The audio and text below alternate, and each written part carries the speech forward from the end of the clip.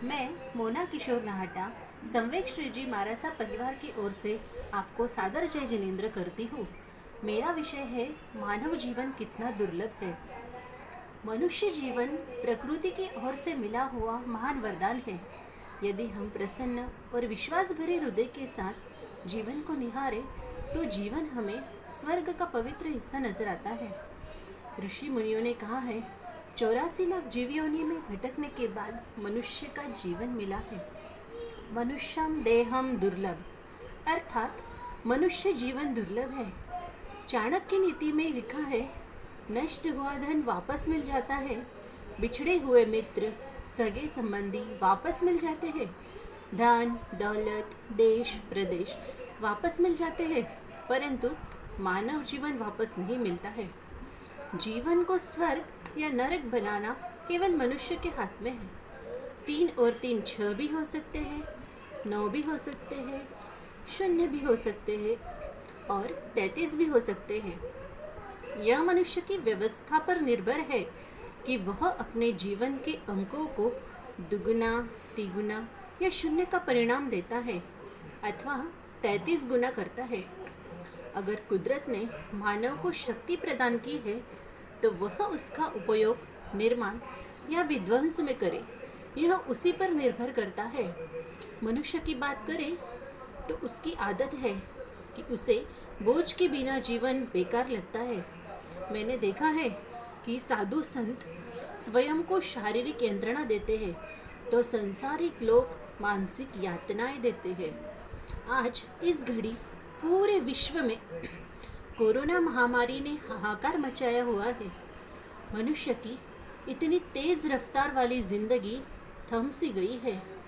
मनुष्य को स्वयं की जान बचाना यह सिर्फ एक उद्देश्य रह गया है। चीन जैसे प्रगत देश ने कुछ नया आविष्कार करने के चक्कर में इतना दुर्लभ मानव जीवन संकट में डाल दिया है। जैनम जयति शासनम, यह सिर्फ केवल 3 शब्द नहीं है, इसमें मानव जीवन का सार है। आज इस घड़ी में पूरा विश्व जैनिज्म के रूल्स फॉलो कर रहा है। हमारे गुरु गुरनीसा जैसे हमेशा मुफ्ती बांधते हैं, वैसे ही हमें मास्क पहनना ज़रूरी हो गया है। सोशल डिस्टेंसिंग मतलब 2 गज की दूरी जो हमारे गुरुवारे हमेशा पालते हैं। और लास्ट शाकाहार जैसा उत्तम आहार और कोई है ही नहीं। भगवान श्री राम ने फरमाया है कि बड़े सौभाग्य से यह शरीर मिला है। यह मनुष्य जीवन मिलना देवताओं को भी दुर्लभ है। मनुष्य जीवन नरक या स्वर्ग में जाने की सीढ़ी है। मनुष्य देह संसार सागर से तरने के लिए जहाज है।